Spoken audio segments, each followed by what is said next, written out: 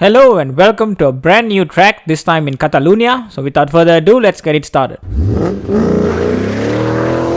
Okay, so as always, let's go through our fastest lap in qualifying. So Catalunya, Barcelona, of course, it's also a well-known Formula 1 track, so many people are familiar with this track, I would say. So here, braking just before the 100-meter board there, braking really hard there.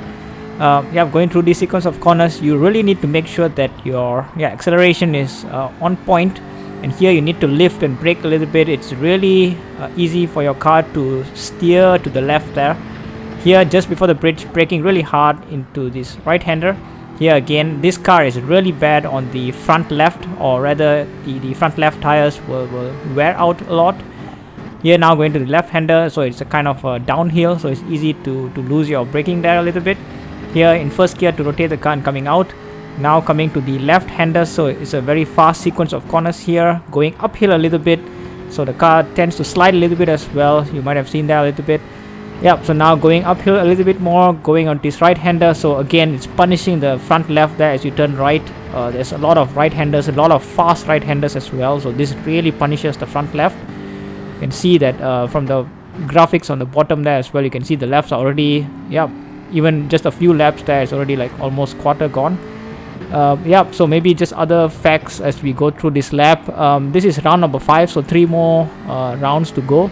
So hopefully I can make an impression on the standings, but of course that's not my focus. I just want to enjoy and do the race in itself.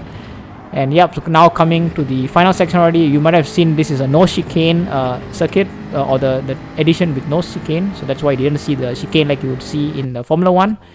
So that was enough for 140.8, so that will qualify me in the next page of P11.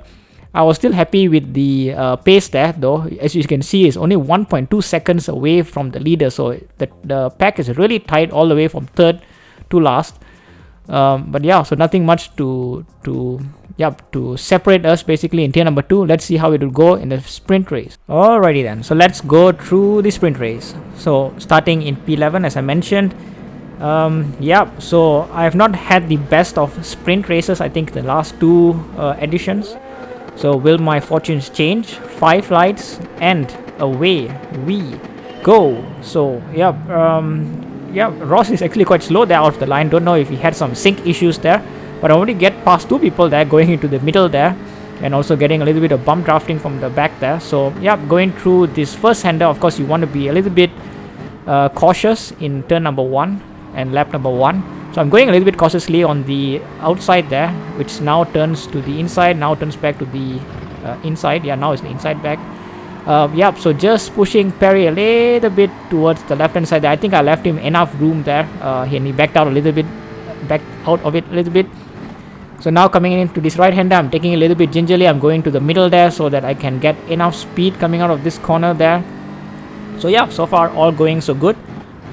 P number 8, so you can see someone spins out of control. I don't know what happened there. So gained another position, so up to P7 now. So Typos is in front of me, going a little bit slowly there, so I'm having to look in the inside there, and so I don't know what happened there. So there was some contact there, of course.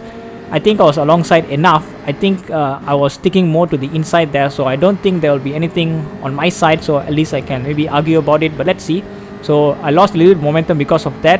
Now drop back down to P number 8. So let's go to lap number 3 then. So the dude having a little bit of penalty there, so just gets shoved a little bit there, and I sense a little bit of opportunity going to the inside there. Now I'm going to the inside of the left hander, so brake a little bit too late there, and the dude had a good switch back there. So really nice there from him, and because of that I lose a little bit more momentum there. Pasty is already challenging on my outside, but I have the inside line there, so I managed to keep the position in P number 8.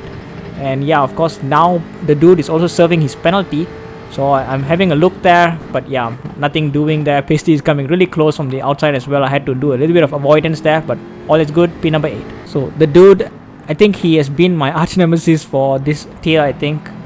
Maybe similar in pace, but I think he's a little bit quicker than me. But here I don't know what happens to him. He seems to slow down a little bit there, so I go to the inside, and it's a position taken out of nothing basically. So P number 7, really happy with that.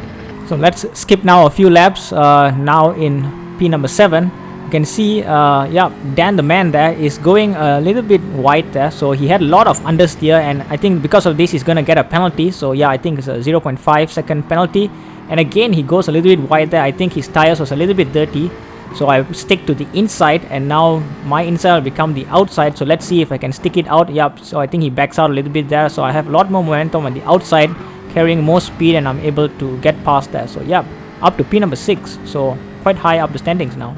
And fortunately, yeah, that's how it would finish. So I will finish in P number 6, taking this last right-hander there.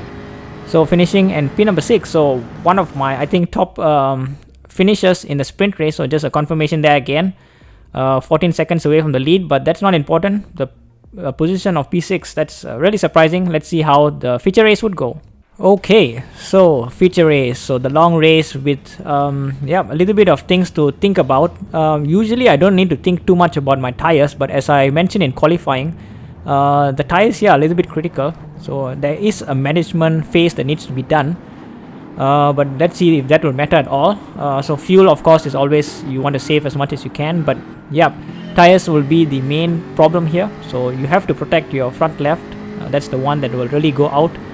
Yeah, in the start there, I don't know what happened to Typos there. I don't know if he had an incident or something, so he was a little bit slow out of the line there. So already one position made up to P number 9. Of course, I'm going conservatively here again, so T1, L1, you always want to take it safe a little bit. Yeah, but you can see there's a little bit of yeah, build up happening there, so I'm having to keep my lines there.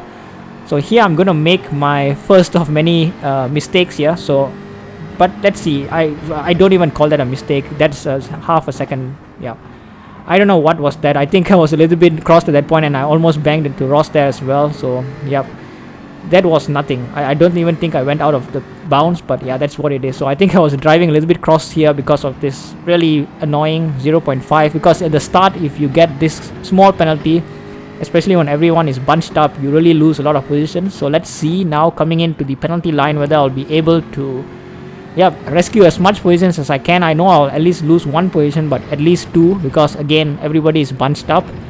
Yeah, I'm trying to get away quite well in this corner here, so I have to serve now a penalty. So let's see if that will do anything. So everyone coming, I'm going into the middle there, everyone passing me on the outside. I keep to the inside of this line here and just about managed to keep only one person passing me there. So yeah, back down to P number 10. Let's skip to lap number 3.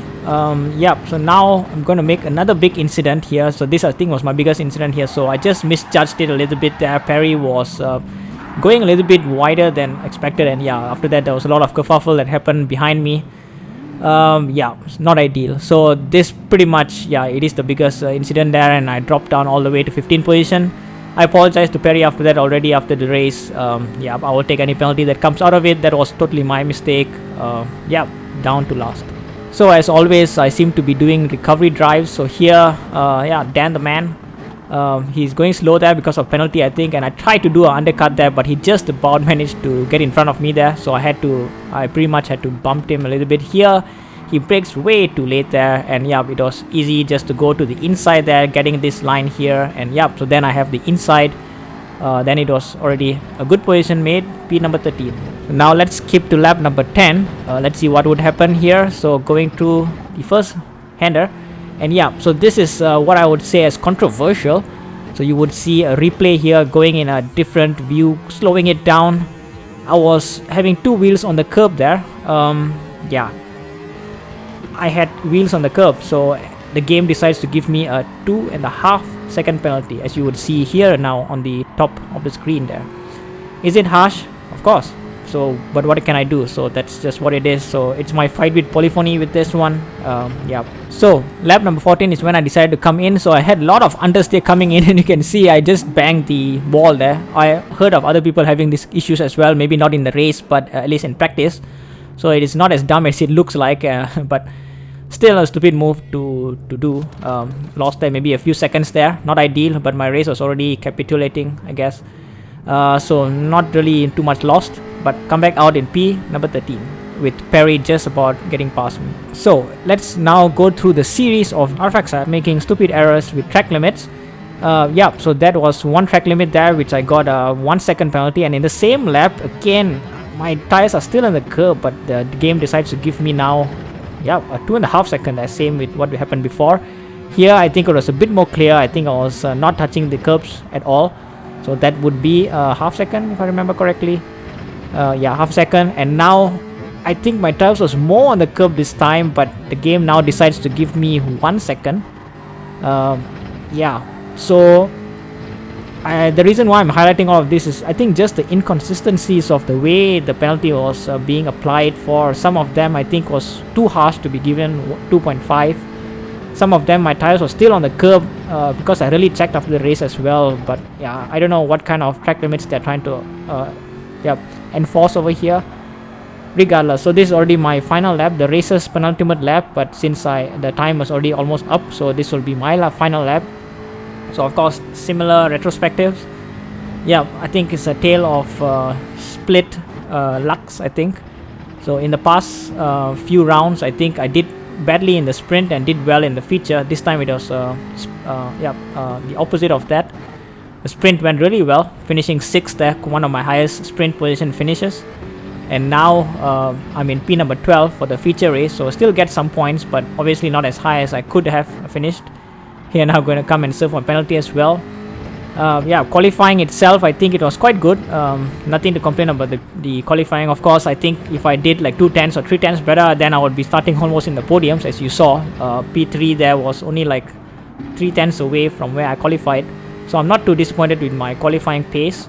But the race pace, again, I think this track is maybe one of the ones that the track limits are really a little bit annoying. So obviously there were a lot of drivers there still doing much better in terms of being safe, so that's of course something which maybe with more practice I can keep to the right side of the lines there. I would say be a bit more conservative, but still pushing the limits.